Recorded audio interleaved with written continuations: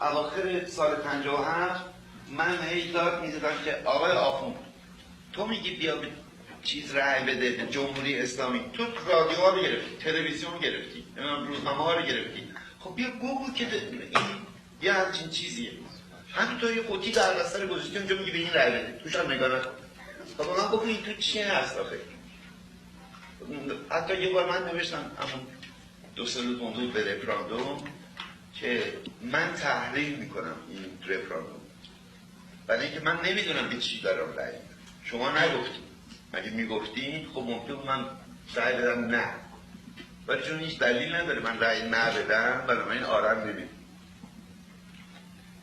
سلطنتی که مردم واژگون کردن با جمهوری اسلامی گذاشتن رو گروه هم، حالا میگم به یکیشون رأی بدیم، ولی نمیگم جمهوری اسلامی چه چیزی.